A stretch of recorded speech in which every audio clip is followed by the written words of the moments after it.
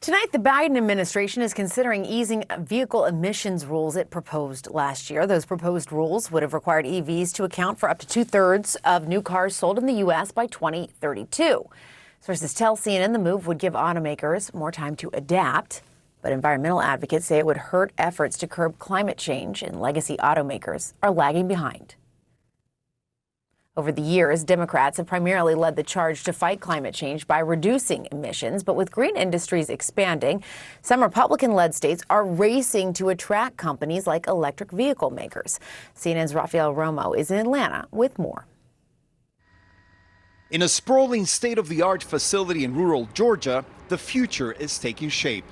I think it's actually quite amazing how the electrification has really accelerated. Welcome to Kia, Georgia, a 2,200-acre plant that's transforming to soon be able to mass-produce an all-electric SUV called EV9. And there's a $200 million expansion to support the infrastructure that we needed to build that type vehicle. But it also created an additional 193 jobs here. Hyundai has also announced plans to mass-produce electric cars in the southern state.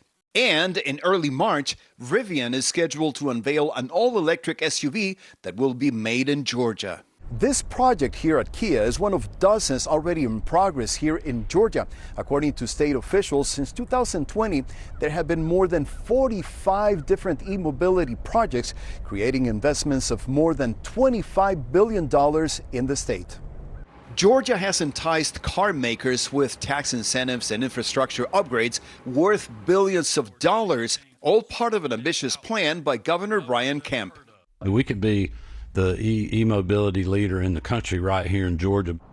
According to state figures, Georgia is sixth in the nation for public EV charging stations, offering more than 1,500 individual outlets.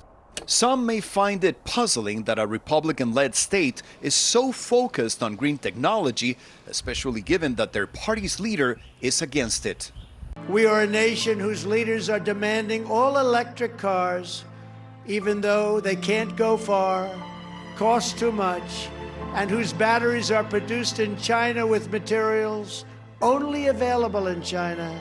Former President Donald Trump has pledged to put the brakes on electric vehicles, calling them a hoax on Truth Social and saying they will put automakers out of business.